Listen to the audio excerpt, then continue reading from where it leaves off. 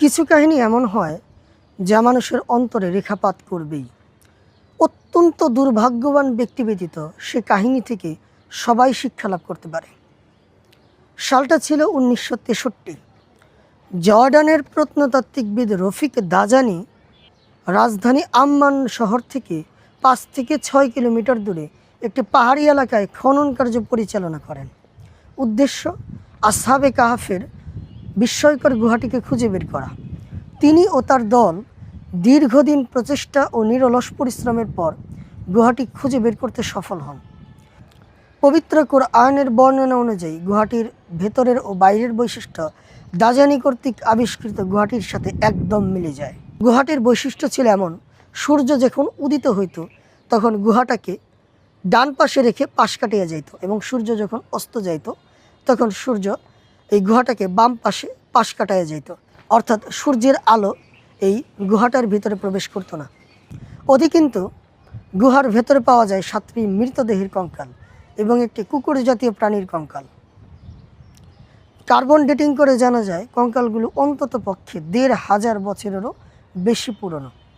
তাই চলুন আমরা ফিরে যাই 1500 বছরেরও বেশি সময় পূর্বে। সালটা ছিল 249 খ্রিস্টাব্দ। রোমান সম্রাট ডেসিয়াস ক্ষমতায় আহরণের পর একটা কুখ্যাত ফরমান জারি করেন। তার ফরমান অনুযায়ী সাম্রাজ্যের সকল নাগরিককে রোমান ট্রায়াড দেবদেবীর সামনে বলিদান করতে হবে, এবং সেই প্রমাণপত্র হিসেবে লিবেলাস বা প্রশংসাপত্র সংগ্রহ করতে হবে। কিছু তরুণ যুবক মূর্তি পূজা ও মূর্তির সামনে বলিদান করতে অস্বীকার করে।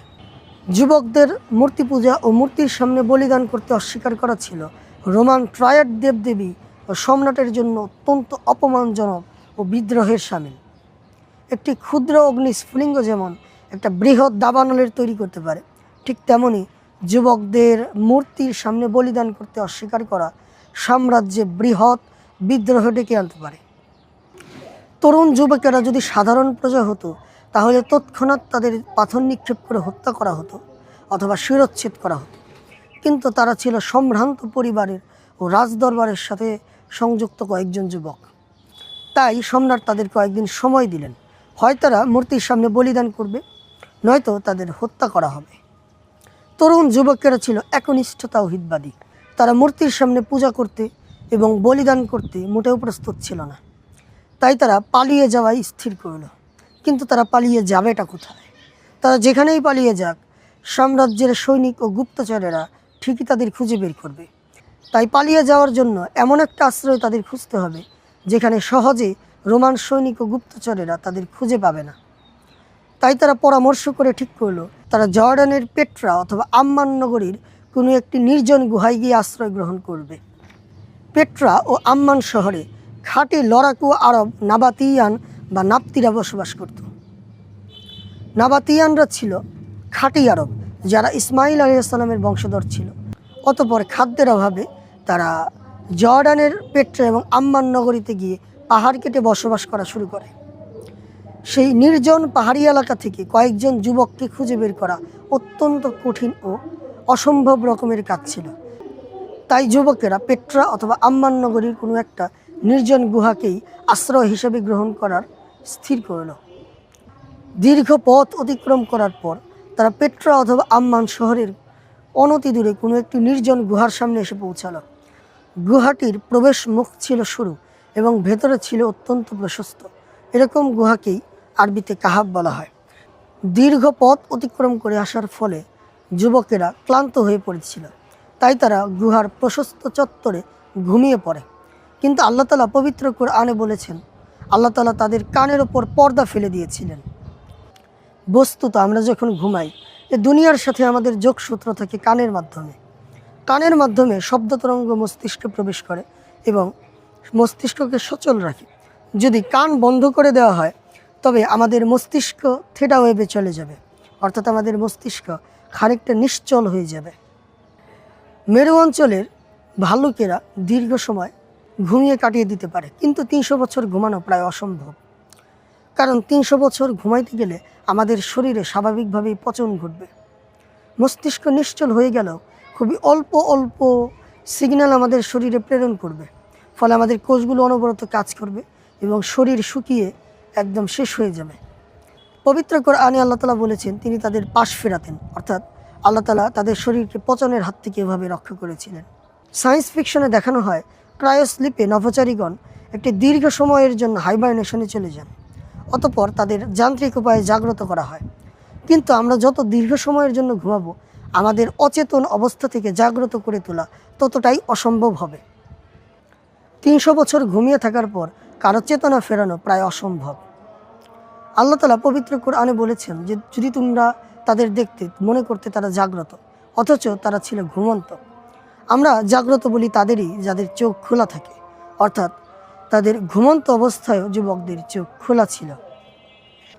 আমরা যত দীর্ঘ সময় ঘুমাবো, জাগ্রত হওয়ার পর চেতনা ফিরতে তত অধিক সময় লাগবে। আপনি দেখবেন যদি কেউ টানা 2 থেকে 3 দিন ঘুমায়, তবে ঘুম থেকে ওঠার পর প্রথম কয়েক মিনিট সে ঘোরের মধ্যে থাকে।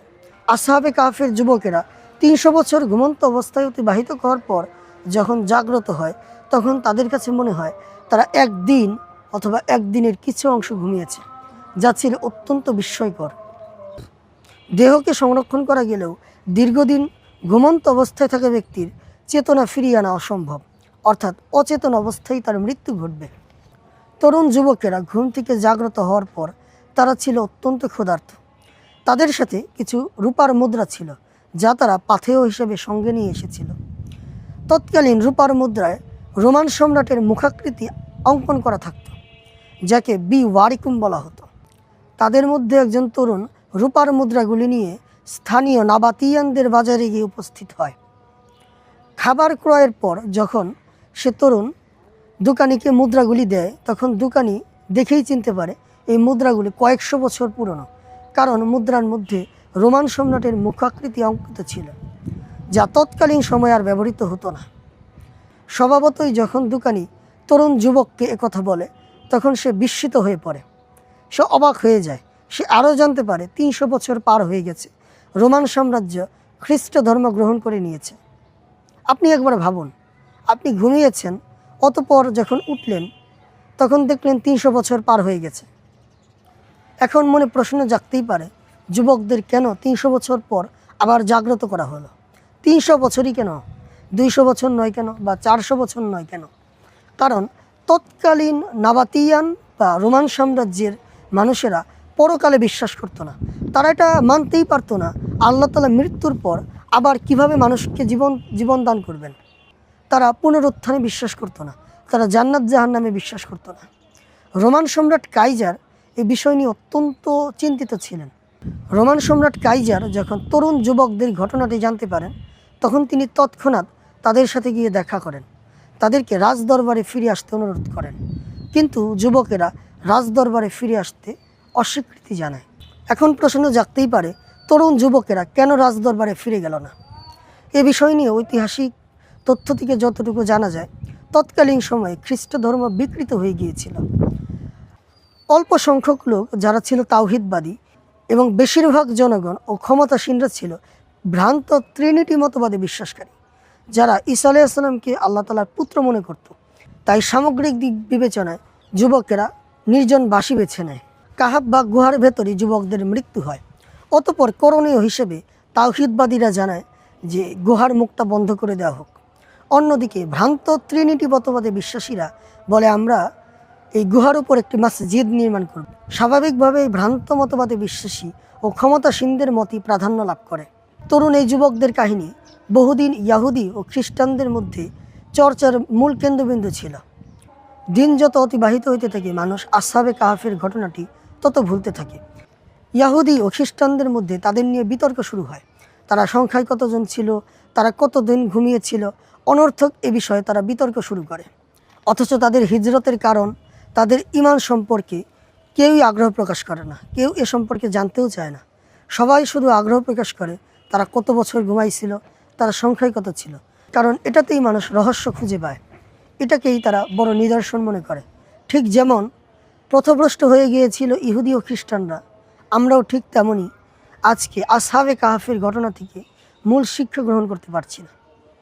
আসহাবে কাহফদের যুবকদের মতো আমাদেরও যদি কখনো দিন রক্ষার স্বার্থে কোনো কাহাব বা গুহায় গিয়ে আশ্রয় গ্রহণ করার দরকার পড়ে, আমরা যেন সেটা করতে পারি। আল্লাহ আমাদের সেই তৌফিক দান করুন। সবাই ভালো থাকবেন। আল্লাহ হাফেজ।